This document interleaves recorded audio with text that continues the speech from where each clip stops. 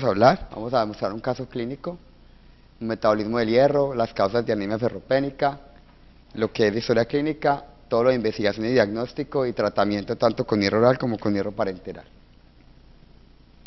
Esta es una mujer de 35 años, grava 2, para 1, cesáreas 1, muertos 1, vivo 1, aborto 0, que llega con un embarazo de alto riesgo, que es para todos ustedes muy frecuente, sobre todo los que hacen la parte de ginecobstetricia, con placenta previa e interrogado un acretismo placentario. Durante el embarazo recibió manejo con anemidox y el sagrado durante el segundo trimestre por la sospecha de la placenta previa y tiene que ser desembarazada a la semana 35 por un retardo del crecimiento intrauterino.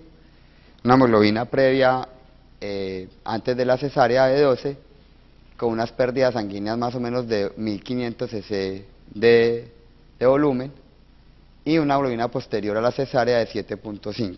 Entonces, si ustedes tienen una paciente con esto, digamos, tendría dos escenarios. Si estuviera asintomática, me imagino que no le harían nada, ¿cierto?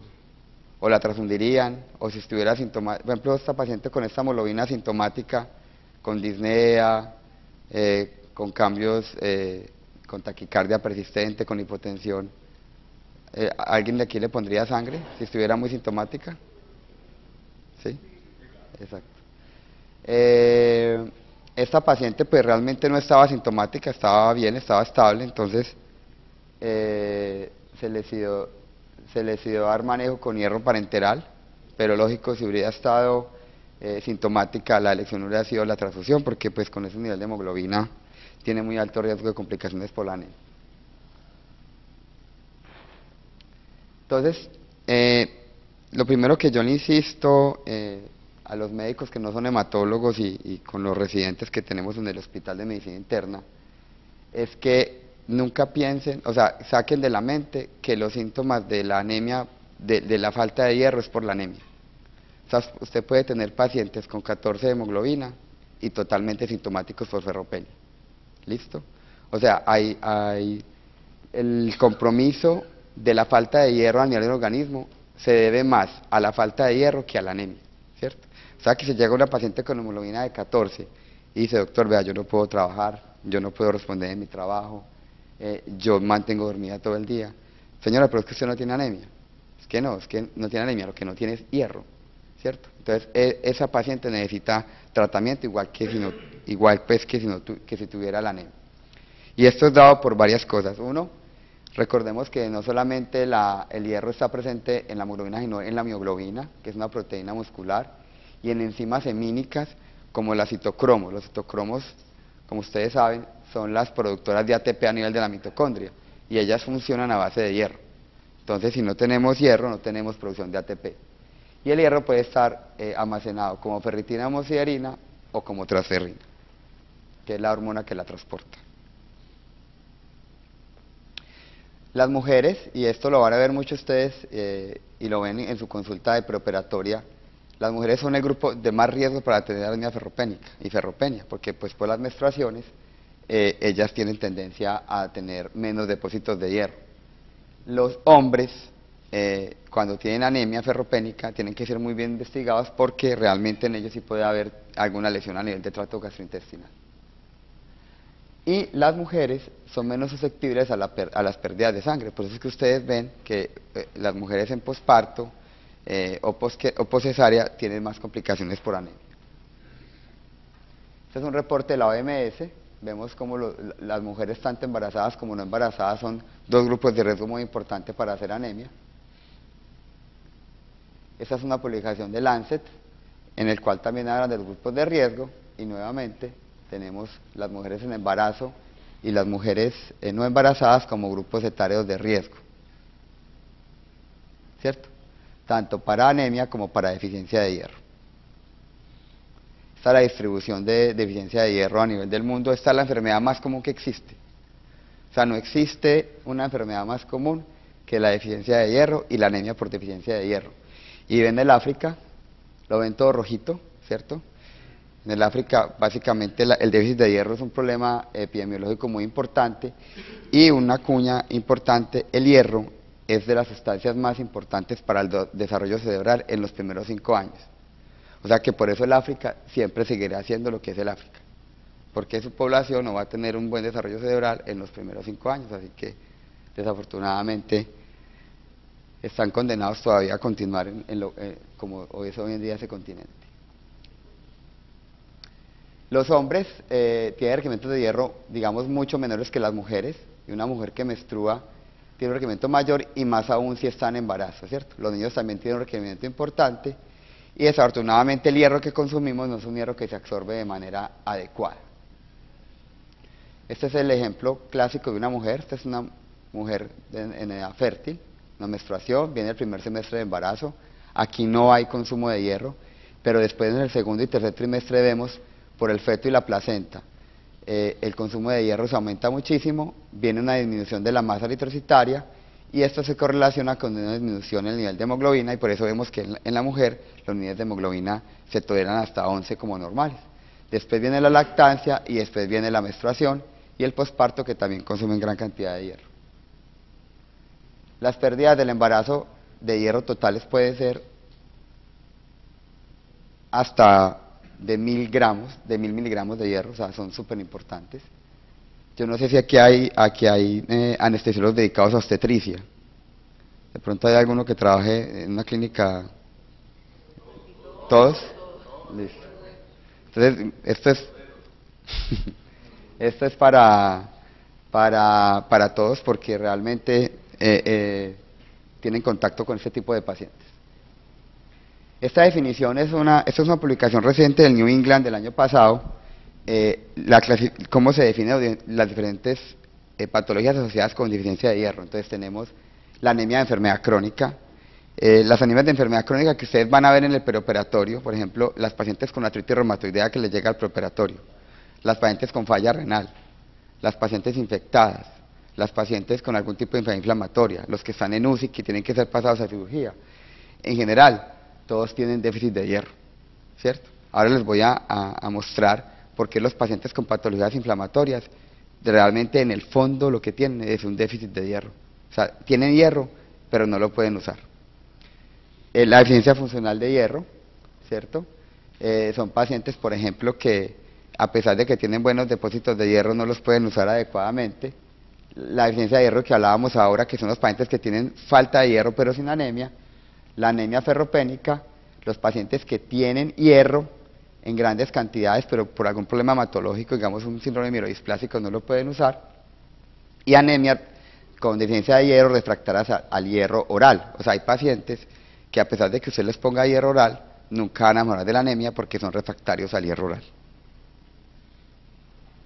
Entonces, la definición, esta es una definición de anemia, pues ahora viendo la charla del doctor Víctor, muy interesante porque ustedes, y eso es lo bonito de la anestesia, es que todo es muy fisiológico y lo explican a través de muchas variables con fórmulas y todas estas cosas.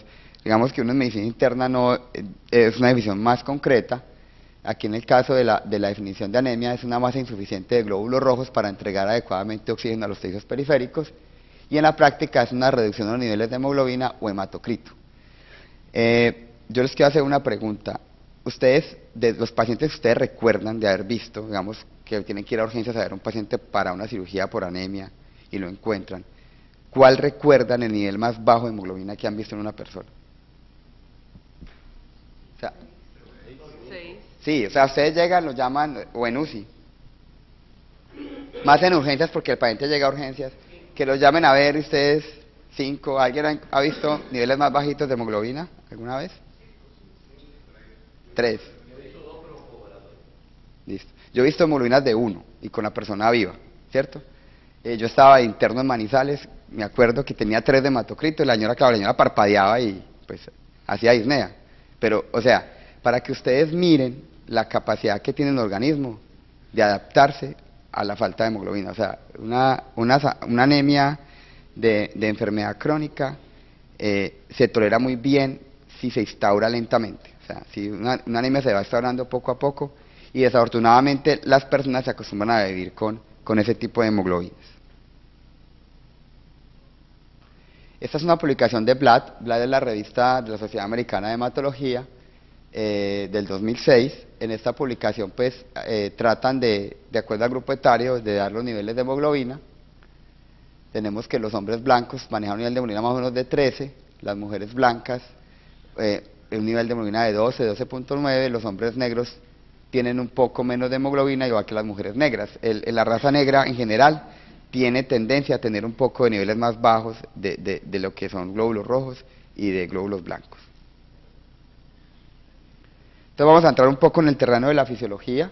Pues el hierro entra por el duodeno, por el intestino delgado, se absorbe, va a la transferrina, esta la transporta y la lleva pues a la hemoglobina, a nivel de la mitocondria, para los citocromos, a nivel de la mioglobina y a nivel pues de la ferritina, que es digamos las reservas de hierro que tenemos, y diariamente lo que se pierde de hierro es muy poquito, o sea, absorbemos de 10 a 14 miligramos al día.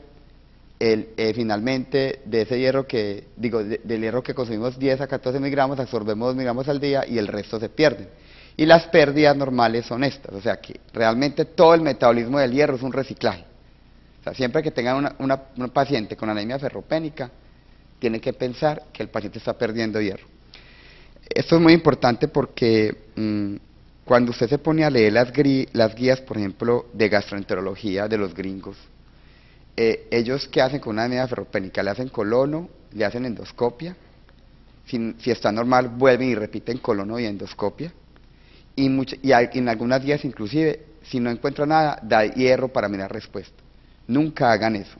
O sea, cuando se tenga una anemia ferropénica, siempre tiene que estudiarla. Yo me he encontrado tumores de ciego con 2 y 3 colonoscopias normales, que con la cápsula endoscópica o la enteroscopia con doble ladrón se ven, ¿cierto? Y son pacientes que uno los ve caquécticos, dice, pero o sea, ¿cómo no va a tener? Tipo tiene 8 de hemoglobina, está ferropénico, caquéctico.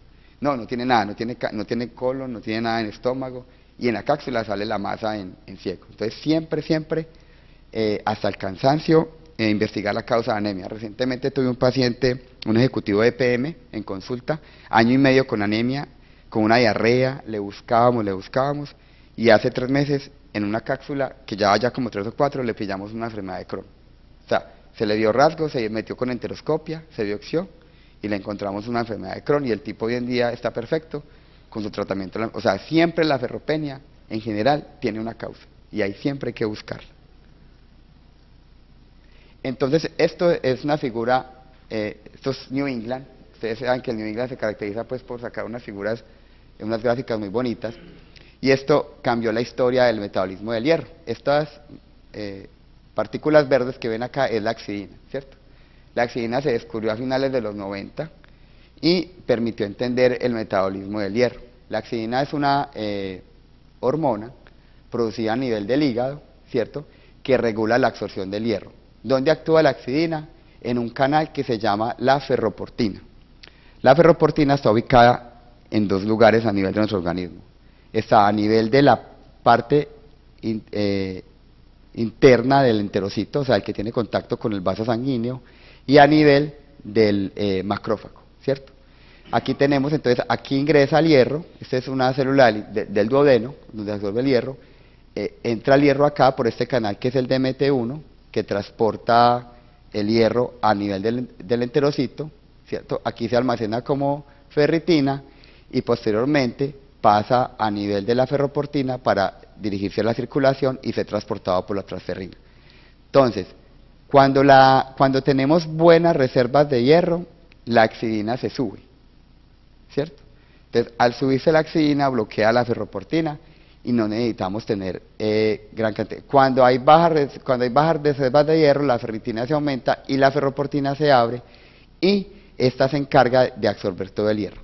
Y la ferroportina también está ubicada a nivel del macrófago, aquí la vemos también, y aquí va la explicación. A mí me enseñaron mis profesores de medicina interna que uno no le daba a los pacientes infectados hierro, porque eso era peor, ¿cierto? Creo que aquí a más de uno nos dijeron lo mismo. Eso es pura mentira. O sea, usted, un paciente que esté infectado y tenga una anemia ferropénica, usted le da hierro, porque es que necesita hierro para manejar su anemia, ¿cierto? ¿Qué es lo que pasa? Cuando usted está inflamado, la axidina es un reactante de fase aguda, y al elevarse en la fase aguda, la exidina se aumenta y bloquea los canales de ferroportina. Entonces la ferroportina se internaliza, se cierra y todo el hierro que está acumulado en el macrófago no se puede usar, porque la ferroportina no lo saca. Entonces si usted necesita sacar hierro del macrófago del hígado, necesita sacar hierro del macrófago del vaso, necesita sacar hierro del macrófago de la médula ósea, no lo puede hacer porque está inflamado. Y por eso es que les decía ahora que las anemias de enfermedad crónica, lo que realmente al final son anemias por falta de hierro, porque esos pacientes tienen todo el hierro acumulado en el macrófago, pero no lo pueden sacar porque la exidina no permite la expresión de la ferroportina. Entonces, hoy en día, esa es la explicación de por qué los pacientes con algún tipo de enfermedad inflamatoria infecciosa hacen anemia por falta de hierro y es porque no pueden usar el hierro. Esta es una foto muy bonita. El primer tema que yo reviso siempre en la rotación de hemato con los residentes de medicina interna es la hematopoiesis. Siempre arranco por ahí. Y esto es un foco, esto es un mielograma, aquí tenemos los macrófagos, esto es un macrófago, esto que ven azulito acá es hierro, o sea el hierro que contiene el macrófago, y si ven acá, todos estos progenitores aquí hay eritroblastos, todos los progenitores eritroides están al lado del macrófago. ¿Por qué? Porque este macrófago les está aportando el hierro para su desarrollo. Entonces, estos se llaman colonias eritroides, que son grupos de progenitores eritroides al lado del macrófago que les aporta el hierro para su desarrollo.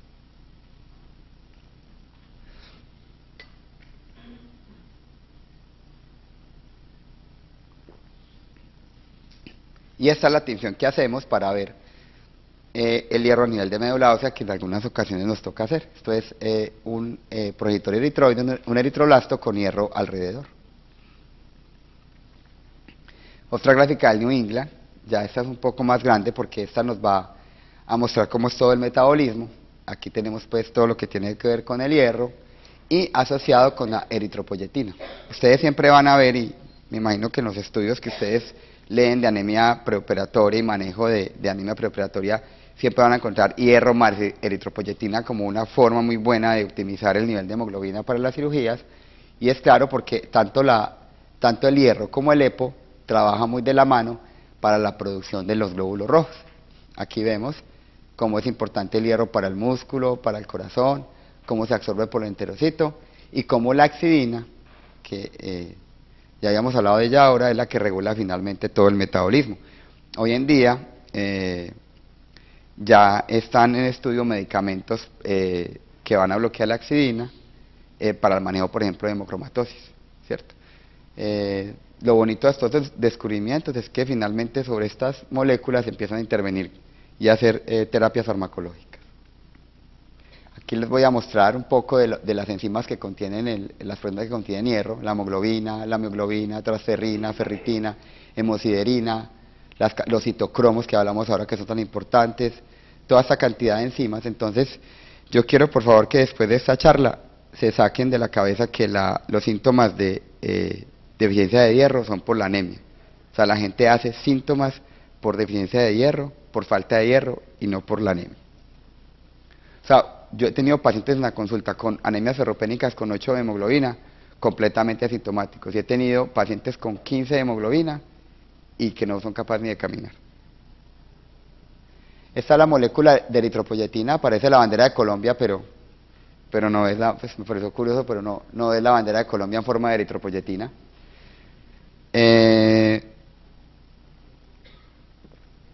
Esta hormona es súper importante, trabaja muy de la mano con el hierro en el desarrollo del glóbulo rojo, se produce a nivel del riñón, de las células peritubulares, son fibroblastos modificados. Su sitio de acción es a nivel de la médula ósea. Este es el receptor donde se une la eritropoyetina. Ustedes cuando ven pacientes preparatoriamente se van a encontrar que unos están con AEPO normal, hay otros que están con darbepoyetina, otros que están con Mircera, les ha tocado de pronto en las valoraciones prequirúrgicas. Realmente al final el sitio de acción es el mismo. Es un sitio de acción, este es un receptor que activa señales intracelulares, fosforilidades 2 que se llaman los JAK2, y esta fosforilación de JAK2 activa un montón de vías intracelulares y finalmente lleva a la producción de glóbulos rojos.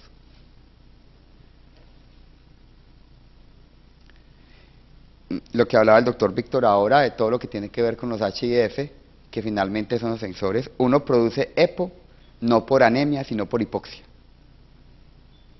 ¿Ok? Eso es muy importante ese concepto. O sea, realmente lo que estimula la producción de EPO es la hipoxia y no la anemia. Y finalmente esto va a estimular la producción de glóbulos rojos a nivel de la médula ósea. Esta es la eritropoyesis, esta es la maduración de glóbulos rojos, aquí está la stem cell, la célula madre, finalmente viene ya el primer progenitor eritroide, y inicialmente actúa la eritropoyetina, y la EPO tiene una función muy importante. La EPO, además de estimulante de la producción de glóbulos rojos acá, es antiapoptótica.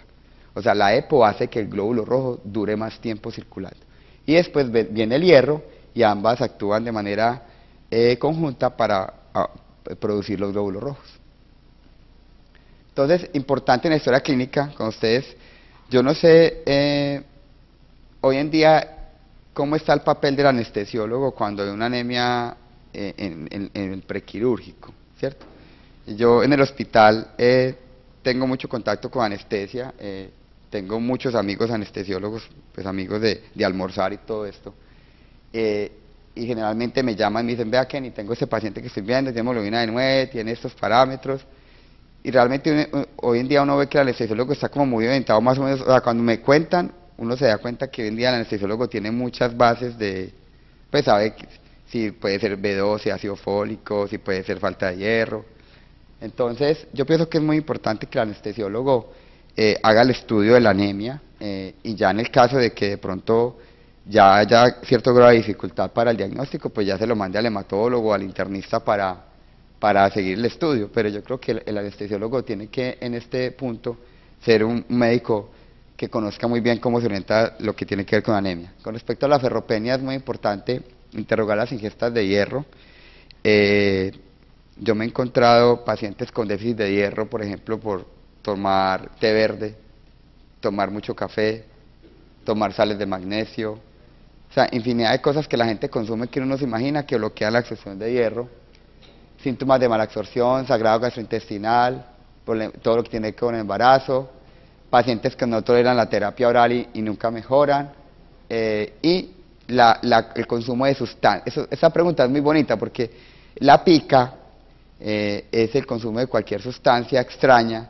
Lo más común es que consuman hielo, ¿cierto? Yo he tenido pacientes que consumen hielo desde los 15 años. Y cuando llegan de trabajo lo primero que hacen es meterse en el congelador y sacar 2 o 3 cubitos y morderlos, y cuando ya los trata ya dejan de hacer eso, pero para ellas durante 20 años fue muy normal.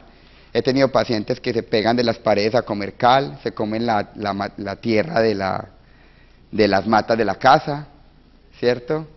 Se comen en las ferreterías lo que ven por ahí. Se hace increíble pues el comportamiento que esto puede generar. Las secuelas de la anemia, esto altera la función a nivel cardíaco del cardiomiocito, esto predispone a infecciones, eso está demostrado, esto lesiona el epitelio gastrointestinal, daña las microvellosidades, causa un gran impacto en la parte de la calidad de vida de las personas. El mayor impacto en la ferropenia es en la gente intelectualmente activa, la gente que es más intelectual, porque eso tiene que ver mucho con el funcionamiento cerebral. Hace como 2 o 3 años yo tuve una de las ejecutivas de IMUSA, que fue a consulta, con papá gastroenterólogo en Cali. Y llegó a consulta, y la vieja iba a renunciar a IMUSA, porque no era capaz de trabajar. O sea, la vieja llegaba al trabajo, se ponía a ver lo que tenía que hacer y no era capaz de hacer nada. Se trató la ferropenia y otra vez volvió a su vida normal. Yo creo que aquí va a haber más de una de las anestesiólogas que está preguntando si de pronto, ¿cierto? Bueno, los síntomas entonces, pues los comunes de la anemia, palidez, fatiga, disnea, ¿cierto? La caída del cabello es muy común, muy frecuente, la resequedad de la piel, la parte neurocognitiva que hablábamos ahora. Y ya pues en casos severos pues tenemos ya inestabilidad hemodinámica, síncope, que a veces pasa en casos, digamos, donde la persona consulta demasiado tarde. Estos son los síntomas de anemia ferropénica cuando van a un paciente. Esto es la coiloniquia, que son las uñas en cuchara, o la quelitis angular, que son características de la anemia ferropénica. Está la glositis, la lengua despulida, que la vemos también en ferropenia, también se ve mucho en déficit de vitamina B12. Entonces, ¿cómo hacemos el diagnóstico? Entonces, esto es otra cosa importante. Hacer diagnóstico de deficiencia de hierro es muy fácil en una mujer en edad fértil que tenga metrorragias. O sea, te llega con 10 de hemoglobina y 2 de ferritina, listo. O sea, eso no tiene, ¿cierto? Hasta el portero ve los exámenes y ya le dice, doctor, vea, señora viene con anemia ferropénica. Pero resulta que en general los pacientes que nosotros vemos, sobre todo en el ambiente hospitalario, la ferritina no tiene ninguna utilidad. La ferritina es un reactante de fase aguda, ¿ok? Entonces la ferritina se eleva en enfermedad renal, en enfermedad reumatológica, en infecciones, en el paciente que está en UCI, ¿cierto? Porque no nos va a servir absolutamente para nada. Entonces, cuando tengan un paciente hospitalizado, mejor estudiarlo con hacerle hierro, hacerle ferritina, hacerle transferina, hacerle saturación de transferina. Hoy en día, el parámetro de diagnóstico de ferropenia, gold estándar, es la saturación de transferrina. O sea, si una saturación de transferrina está por debajo del 20%, es ferropenia. Así tenga ferritina en 1000. O sea, uno puede tener ferritina, en los renales, por ejemplo, usted les da ferritinas de 1000 y les hace la ferrocenética completa, todo este estudio, y les encuentra ferropenia. Pero si usted solo se guía por la ferritina, se le van a pasar un montón de deficiencias de hierro. Este es el hemograma típico de un paciente con anemia ferropénica, una hemoglobina con volúmenes bajos, BCM disminuido, HCM disminuido y un RW alto. Hay una entidad que se confunde muy fácil con esto y que desafortunadamente todavía se pasa, y es las talasemias. Las talasemias dan un hemograma igualito al de una anemia ferropénica. Y cada rato en la consulta no, es que ese paciente lo mandan porque es que le lleva tomando hierro 10 años y nunca ha mejorado. Se le hace una electroforesis de hemoglobina y en esa electroforesis sale la hemoglobina normal. Es curioso porque yo siempre que con los residentes me pongo a hablar de esto, hay residentes de segundo año o tercer año de medicina interna que en la vida han pedido una electroforesis de hemoglobina. ¿Cierto? O sea que de pronto, cuando estén estudiando una anemia de volúmenes bajos, tener ese examen como una herramienta más dentro del diagnóstico de los pacientes. Está en el POS, es fácil de pedir. Otra prueba también que es muy buena, por ejemplo en el caso de hemólisis, es la actoglobina. Una actoglobina disminuida es casi hemólisis seguro.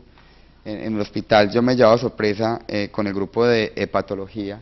Ellos, por ahí me he pillado más de un Gilbert, que ellos tienen como Gilbert, y no son Gilbert, son anemias hemolíticas CUS negativas, que dan bilirrubinas altas, pero con actoglobinas bajitas. O sea que siempre la actoglobina también está en el POS, la pueden pedir tranquilamente, no les van a cobrar la actoglobina al final del mes porque la glosaron. Entonces es una herramienta buena dentro del estudio de la anemia.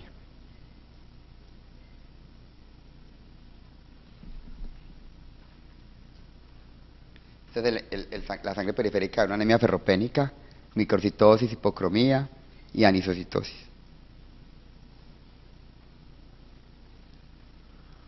Aquí tenemos entonces los parámetros que usamos para valorar el metabolismo del hierro y pues, como les hablaba ahora, esta es digamos hoy en día, el gold estándar en muchos pacientes que tenemos. Yo generalmente, esto se puede pedir como una prueba de laboratorio, yo la calculo. Yo lo que hago es hacer el TIBC. El TIBC es muy fácil, el TIBC es multiplicar la transferrina por 1.2 y te da el TIBC, y la saturación es multiplicar el hierro por 100 y dividirlo por el TIBC, y ahí te da la saturación. Vamos a hablar ahora del tratamiento, ¿cierto? Personalmente, esta es la consulta que a mí más me gusta hacer, tratar anemias ferropénicas, bueno, y poner vitamina B12 en anemia megaloblástica, ¿cierto? Porque lo que son leucemia, linfoma, trasplante, eso es solo pérdidas. No, pero No son solo pérdidas, pero es mucho más difícil y digamos que es más duro. Esta parte es la parte más bonita de la hematología. Siempre que usted tenga, y esto aplica para cualquier anemia, pero estamos hablando de la ferropenia, siempre hay que confirmar el diagnóstico, que realmente es una ferropenia, y segundo, la causa. O sea, siempre les voy a insistir, en una ferropenia siempre es importante identificar la causa. Y hay que manejar la causa primaria. O sea, usted nada se gana de darle a un paciente que tenga unas varices esofágicas o una lesión gastrointestinal hierro. Pues le va a mejorar un tiempo, pero si usted no le trata las varices, no le quita el tumor, no le quita la angiodisplasia, cualquier cosa, el paciente va a seguir sangrando. Dar terapia ya sea oral o parenteral y siempre confirmar 1 o 2 meses después el éxito del tratamiento. Este es más o menos los parámetros que se alteran durante la falta de hierro. Simplemente cuando hay anemias porque ya hay disminución de la hemoglobina, pero cuando hay depleción de hierro solo tenemos disminución de la ferritina sérica o disminución de la saturación de transferrina. Y este es digamos, lo que ocurre en los pacientes. Primero viene la deficiencia de hierro, después viene la disminución de la saturación de transferrina, disminuye la hemoglobina, se aumenta el RW y finalmente, o sea, cuando usted ya encuentra un BCM disminuido es porque el estado de la ferropenia es bastante avanzado. Entonces, como decíamos ahora, siempre buscar la causa y tratarla. Hay 2 formas de tratar la anemia ferropénica. Uno son suplementos de hierro oral y suplementos de hierro venoso. El hierro oral toda la vida se ha usado y digamos que sigue siendo muy importante en la mujer en embarazo, como profilaxis, como manejo en los niños, preventivo. Pero realmente el problema del hierro oral es la tolerabilidad de los pacientes. O sea, yo tengo la dosis de hierro oral son 3 tabletas al día de sulfato ferroso. Yo he conocido muy pocos pacientes que sean capaces de tomarse 3 tabletas al día de sulfato ferroso. Se tomarán una y al mes muchos ya no la toman.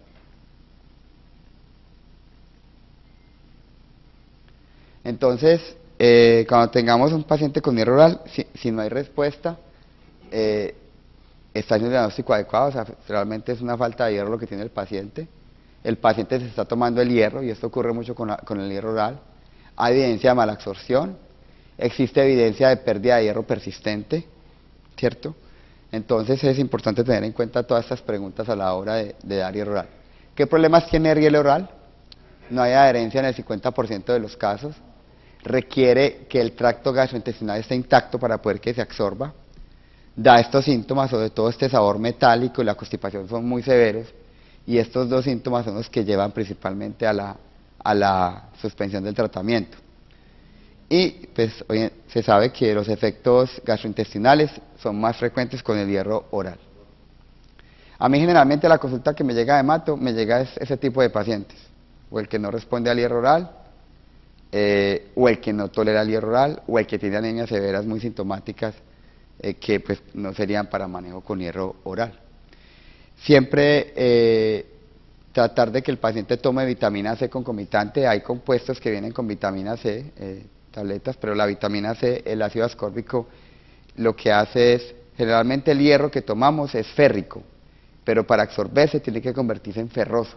Entonces lo que hace el ácido ascórbico, la vitamina C, es pasarlo de férrico a ferroso y se absorba mejor. El tratamiento generalmente de la anemia ferropénica es mínimo 6 meses, con 3 tabletas al día. Entonces es un tratamiento muy largo, que muy pocos pacientes al final lo cumplen. Y no todo el hierro que tomamos se absorbe. Y aquí les traigo una cuña, ya habíamos visto la axidina, y hoy en día hay estudios que demuestran que cuando se toma hierro oral, la axidina se aumenta. Y al aumentarse la axidina, se bloquea la absorción de hierro. Entonces eso ya está demostrado y se sabe, y eso es una cosa increíble. O sea, usted, entre más hierro oral menos hierro oral administra al paciente, menos se va a absorber porque la axidina se va a aumentar más y finalmente va a bloquear la absorción de hierro. Con respecto al hierro parenteral, este es un capítulo que a mí personalmente me gusta mucho. Ahora hay mucho debate en todas las revistas de hematología, si realmente uno debería tratar los pacientes con hierro parenteral o esperar el oral y después pasar a parenteral. Y esto está dado porque las respuestas con hierro parenteral son muy rápidas, ¿cierto? Por ejemplo, ustedes que tienen que tener un paciente y optimizarlo, digamos, en 10, 15 días para una cirugía, no van a poder esperar 3 a 6 meses que se mejore de su anemia. Entonces, el hierro parenteral permite mejoras supremamente rápidas de los niveles de hemoglobina de hierro que permiten que el paciente sea llevado rápidamente a cirugía.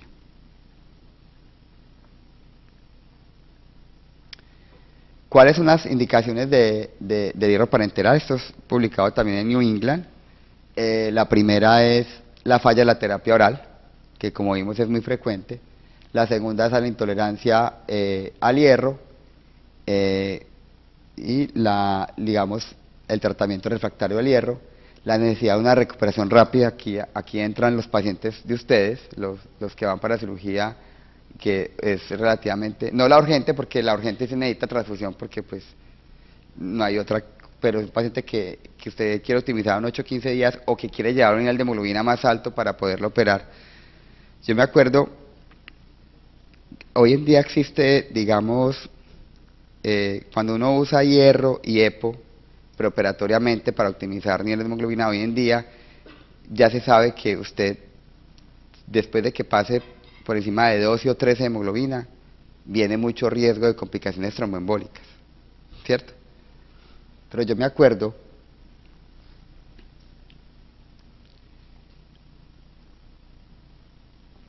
creo que le apreté algo, allá. Yo me acuerdo una vez, yo cuando terminé hematología en Bogotá me fui a trabajar a Pereira Manizales 2 años y había un testigo de Jehová y había que hacer una cirugía cardiovascular, no se iba a transfundir, ¿cierto? Entonces, con el cardiovascular le pusimos EPO y le pusimos hierro parenteral. Y a los 15 días le hice un hemograma y tenía como 18 hemoglobinas, pues me acuerdo. Y se da trombo, se va a tapar hasta lo que no tiene. Yo dije, no, opérelo mañana porque si ese señor se le va a tapar lo que no tiene, pues nunca le pasó nada, afortunadamente, pero pues eso tuvo mucho riesgo. Finalmente se pudo operar de la cirugía cardiovascular, terminó como con 7, 8 hemoglobina al final, pero salió vivo de la cirugía, ¿cierto? Si no hubiéramos hecho eso, pues posiblemente el paciente se hubiera muerto en la cirugía por las pérdidas del procedimiento. Es un sustituto de las transfusiones sanguíneas. Hoy en día hay una campaña de la Sociedad Americana de Bancos de Sangre de no transfundir. O sea, cada día está más claro que uno debe evitar al máximo las transfusiones innecesarias. Nuestros profesores transfundían a 2 manos. Eso era, repartían sangre, eso, 9 hemoglobina, 2 unidades, 10 de hemoglobina, o sea, eso era sangre para todo el mundo. Hoy en día uno ve pacientes inclusive en la UCI, en UCI, con 7 de hemoglobina estables, déjelo tranquilo, déjemelo quieto, no me lo toque, y el paciente sale adelante. Y el uso combinado, por ejemplo, en lo que tiene que ver con enfermedad renal crónica, de eritropoyetina.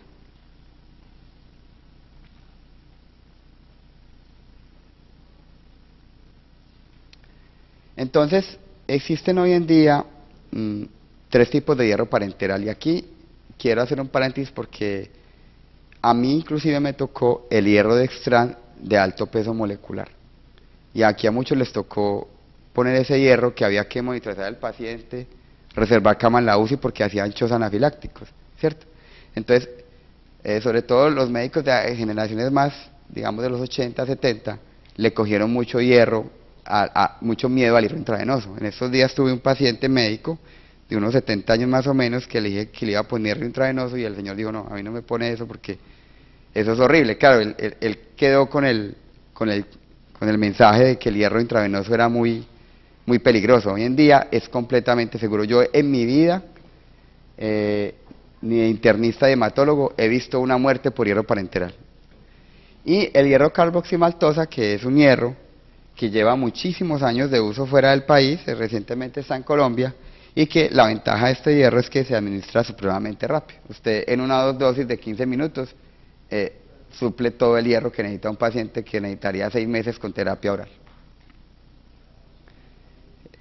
Aquí tenemos entonces los diferentes tipos de hierro intravenoso. ¿Cuál es la ventaja, por ejemplo, del carboximaltosa? La colocación rápida del medicamento. O sea, me explico, yo mando, por ejemplo, un hierro sacarato, y un paciente tiene que aplicarse más o menos 1000 miligramos. 1000 miligramos implica que el paciente tiene que ir durante 5 días, día de por medio, porque el hierro sacarato no se puede poner todos los días. Entonces, tiene que ir durante 2 horas a una sala de quimioterapia, a una sala de infusión, lunes, miércoles y viernes, a 2 semanas, alguien que trabaje, perder 5 días de trabajo, porque es toda una mañana. En cambio, este hierro carboximatosa usted lo pone en 15 minutos. Y de una le ponen los 1000 miligramos. O sea, usted en 15 minutos le pone ese hierro, no pasa nada, no les dé miedo, eso no, al paciente no le va a dar absolutamente nada. Se pone en 15 minutos y ya, el paciente sale para su casa. Y ahí estuvo el tratamiento, o de 15 días con sacarato, o de 6 meses con sulfato ferroso. ¿Listo? A mí como médico toda la vida me ha gustado ser muy práctico, ¿cierto? Y esa es de las cosas que no me gusta de la medicina interna, que en la medicina interna a veces las cosas se enredan, ¿cierto? Y esto me parece una cosa supremamente práctica y buena para el paciente, ¿cierto? O sea, usted a los 8 días puede pasar de hemoglobinas de 8 a hemoglobinas de 11, en 8 o 10 días. O sea, es una respuesta supremamente rápida.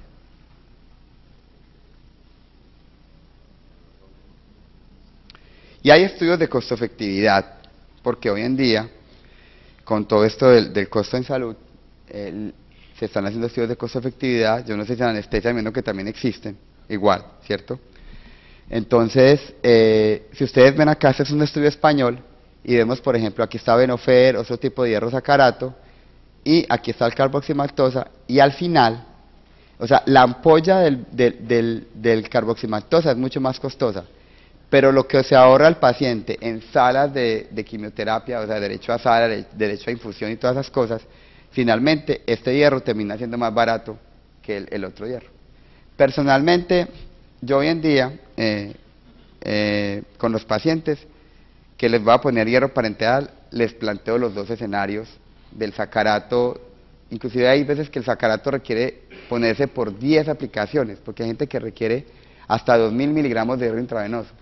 Y uno les plantea la opción de venir un mes casi a ponerse el medicamento, o venir un día hoy, o sea, hoy, por ejemplo, los 8 días, y la mayoría hoy en día, la gente está escogiendo ponerse el hierro en más corto tiempo, ¿cierto? Esta es la fórmula para calcular el hierro intravenoso.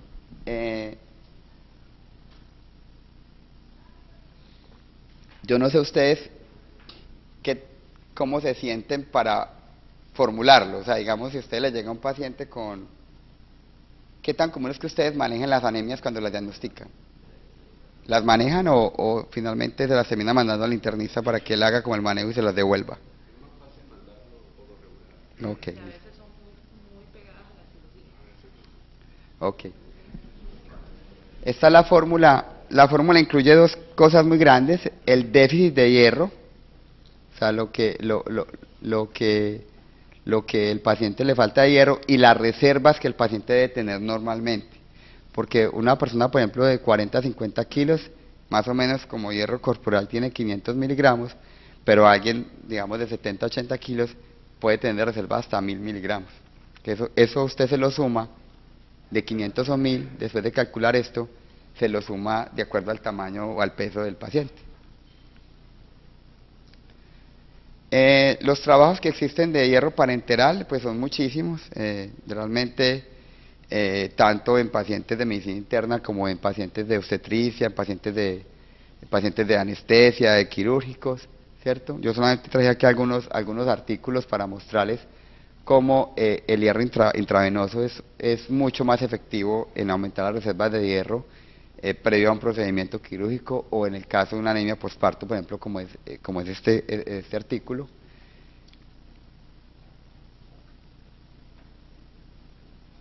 En este caso, mire que se trataron pacientes con hierro intravenoso, había 193 con ferropenia, pero había 68 con deficiencia de hierro. O sea, usted dice, bueno, ¿qué hacen poniéndole hierro intravenoso si no tiene anemia, ¿cierto? Lo que hablábamos ahora, o sea, los síntomas que produce la falta de hierro en las personas son muy importantes independientemente de que tenga o no tenga anemia. Yo ayer vi una paciente en consulta por la tarde con 14 de hemoglobina, una ferritina de 3. Esa paciente con gerente de una empresa no podía hacer nada. Llevaba 6 meses que ya había delegado un montón de funciones, no podía concentrarse, no era capaz de tomar decisiones. O sea, neurológicamente había mucho impacto en su trabajo. Y el incremento de la hemoglobina, miren, son incrementos más o menos de 2.5 a 3 gramos por decilitro y son incrementos supremamente rápidos. Otra cosa importante también de esto es del hierro oral, es que, del hierro intravenoso, es que la reserva de hierro que queda después de ponerlo es mucho mejor que con el hierro oral. Quedan con mejores depósitos de hierro. Aquí lo vemos. Estos son los parámetros, cómo se recupera más rápido el hematocrito, la hemoglobina, con el hierro intravenoso que con el hierro oral. Y al igual, también la ferritina, miren los pacientes que se les pone hierro intravenoso, hacen un pico de ferritina, esto después se normaliza, y esta pregunta es muy común, porque uno lo cita al mes o 2 meses con control de ferritina y tienen ferritina de 400, por ejemplo, la gente llega asustada, porque piensa que tiene sobrecarga de hierro. No se preocupen, eso con el tiempo, la ferritina empieza otra vez a equilibrarse, no pasa nada. Pues yo no he visto el primer intoxicado con hierro intravenoso. O sea, el que tiene ferropenia y usted le pone hierro, lo necesita y no va a haber ningún problema. Reacciones adversas, pues realmente lo que hablábamos ahora, la mayoría de reacciones adversas con el hierro oral, con sulfato ferroso, pues son gastrointestinales, y las reacciones adversas con hierro intravenoso es más que todo urticarias, piquiña, a veces un poquito de mareo, pero relativamente son poco frecuentes.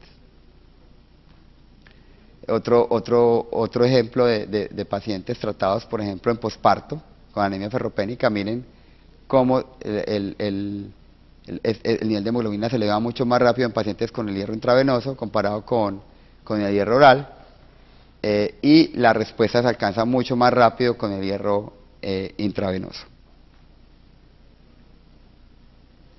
Y esto tiene también que ver con el nivel de ferritina, mire cómo se eleva, mire que hay picos hasta de 600 de ferritina con el hierro intravenoso, y mire lo que ocurre con el hierro oral. O sea, por más hierro oral que usted dé.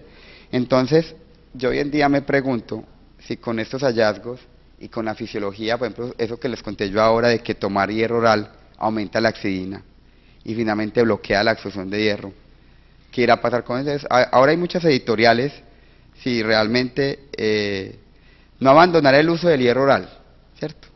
Yo no quiero que les quede el concepto, porque el hierro oral sigue siendo muy importante para la mujer embarazada, para los niños, o sea, ese grupo etario va a tener siempre que tomar hierro oral, y hay anemias leves, ferropénicas, que van bien con hierro oral, ¿ok?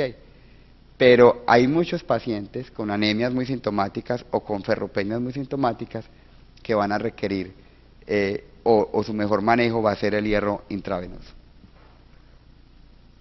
Estos son más estudios publicados pues con hierro intravenoso en pacientes con anemia ferropénica. Esta gráfica yo, doctor Víctor, la había mostrado también ahora. Simplemente quiero hacer una cuña. Cuando no tengan una anemia ferropénica, no se la manden al gastroenterólogo, ¿cierto? Mándesela al hematólogo, ¿listo?